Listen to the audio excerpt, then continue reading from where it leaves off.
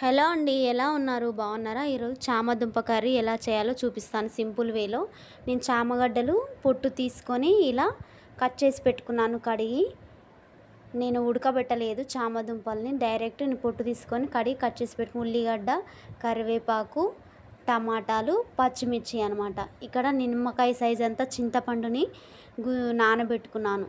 చామదుంపకు ఈ పులుసు అనేది సూపర్ టేస్ట్ వస్తుందండి, చాలా బాగుంటుంది. ఎలా చేయాలో ఇప్పుడు నేను ప్రాసెస్లోకి వెళ్ళి మీకు చూపిస్తాను. వీడియో మొత్తం స్కిప్ చేయకుండా చూడండి ఎండ్ వరకు. ఒక గిన్నె పెట్టుకొని నేను ఆయిల్ వేసుకున్నాను. డైరెక్ట్ నేను కుక్కర్ పెట్టేసుకున్నాను. ఇప్పుడు నేను జీలకర్ర వేస్తున్నానండి. ఆ జీలకర్ర మంచిగా వేగాక మనం ఉల్లిగడ్డ వేసుకుందాము. జీలకర్ర మొత్తం వేగిపోయింది. నేను ఉల్లిగడ్డలు వేసేస్తున్నాను. నేను చిన్న సైజు 2 ఉల్లిగడ్డలను కట్ చేసి పెట్టుకున్నాను. అందులో నేను పచ్చిమిర్చి 2 పచ్చిమిర్చిలను కట్ చేసి పెట్టుకున్నాను. పచ్చిమిర్చి వేస్తున్నాను. చూడండి, ఇప్పుడు మనం పచ్చిమిర్చిని ఉల్లిగడ్డని మంచిగా నూనెలో ఫ్రై చేసుకుందాము. ఫ్రైగా అయితే మనకు సూపర్గా టేస్ట్ వస్తుంది. అందులో నేను కరివేపాకు వేసాను. తర్వాతకి ఇప్పుడు నేను చిన్న సైజు 2 టమాటాలు కట్ చేసుకున్నాను కదా, ఆ టమాటాలు కూడా వేసేస్తున్నాను. అందులో పసుపు వేస్తున్నాను. పసుపు, ఈ టమాటా, ఉల్లిగడ్డ, పచ్చిమిర్చి, కరివేపాకు మంచిగా నూనెలో ఫ్రై కావాలండి. అప్పుడు మనకు టేస్ట్ బాగుంటుంది. సిమ్లో పెట్టుకొని నేను అవన్నీ బ్రౌన్ కలర్ వచ్చే వరకు వేయిస్తున్నాను. ఇప్పుడు ఇందులో అల్లం వెల్లుల్లి పేస్ట్ వేసుకుందాము. ఇప్పుడు ఆ అల్లం వెల్లుల్లి పేస్ట్ మనం పచ్చివాసన పోయే వరకు మేము నూనెలో వేయించుకుందాము. ఇవి గ్రేవీ లాగా వస్తుందండి. మనకు చామదుంప రైస్లోకైనా చాలా సూపర్గా ఉంటుంది. హెల్త్కి కూడా మంచిది, రక్త కణాలకి.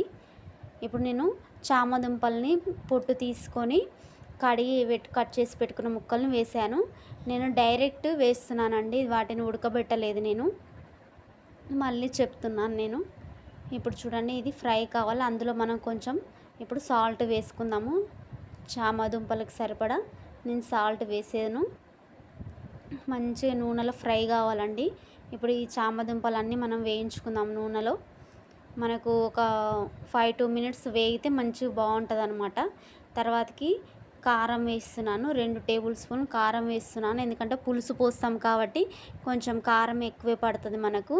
ఈ కారం కూడా ఈ చామదుంపలకు పట్టి సూపర్ టేస్ట్ వస్తుంది. మనం ఒక 2 నిమిషాలు నూనెలో వేయించుకుందాము. ఇలా కలుపుతూ ఉండాలండి, అడుగంటకుండా. మనకు 10 మినిట్స్లో అయిపోతుంది త్వరగా. కుక్కర్లో నేను చింతపండు గుజ్జు నిమ్మకాయ సైజ్ అంతా పిసుకొని అందులో పోసేసాను. ఇప్పుడు కొన్ని తగినన్ని వాటర్ వేస్తున్నాను. మనం డైరెక్ట్ విజిల్ పెట్టేసుకోవడమేనండి, త్వరగా అయిపోతుంది. గిన్నెలో కూడా చేసుకోవచ్చు, కానీ నేను ఫాస్ట్గా అవుతుందని ఇలా చేశాను. తర్వాతకి ఇందులో మనం ఇంకా ధనియా పౌడర్, జీలకర్ర మెంతుల పొడి వేసుకోవాలి. అదే మనకు ఫ్లేవర్ వస్తుంది అనమాట. నేను మెంతు పొడి, జీలకర్ర పొడి సపరేట్ నేను వేయించుకొని పెట్టుకున్నాను కదా. ధనియా పౌడర్, జీలకర్ర పౌడర్, మెంతు పౌడర్ 3 వేసాను. ఇందులో కలిపేస్తున్నాను.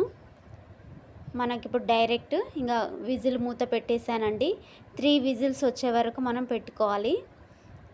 తర్వాత చూడండి, విజిల్ తీసేసాను. కర్రీ అయింది. సూపర్గా టేస్ట్ ఉంటుందండి.